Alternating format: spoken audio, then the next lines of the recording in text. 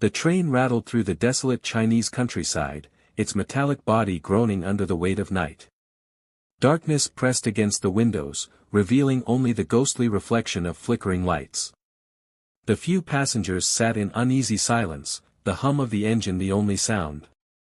Li Mei sat alone, eyes fixed on the empty seat across from her, unable to focus on the book in her lap. The compartment felt too hollow. A sharp knock on the door startled her. She hesitated, heart pounding, before opening it to find the corridor empty, stretching like an endless tunnel. Stepping into the hallway, she glanced around. The train car was silent, the other compartments dark and uninviting. Unease crept over her. She was sure she had heard the knock, but there was no one there. Returning to her seat, she couldn't shake the feeling something was wrong. The train's rhythm grew uneven, lights flickering. A shadow darted across the corridor, vanishing into the darkness. Li Mei's hand trembled as she reached for her phone, but there was no signal. They were in the middle of nowhere, on an old train that should have been retired years ago, the only one traveling this remote route. The sound came again, but this time it was a faint whisper, distant like wind brushing a forgotten grave. The whisper grew louder, more insistent, as if dozens of voices were murmuring just out of earshot. Panic rose in her throat. She stepped into the corridor once more, the whispering following her, an unseen chorus coming from the walls, the floor, the very air. The train shuddered violently, throwing her against the wall as the lights flickered and died, plunging her into darkness. Fumbling for her phone, she used its weak light to stumble down the corridor, desperately searching for anyone. She found an empty compartment, its seats disheveled, with blood smeared across the window.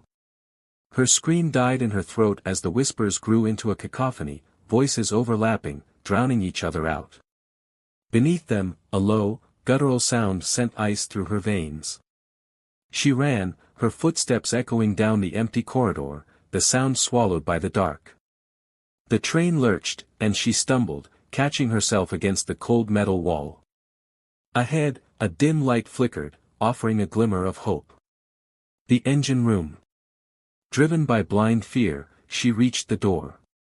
That low, inhuman growl vibrated through the floor, through her bones, filling her with primal terror. She had to stop the train.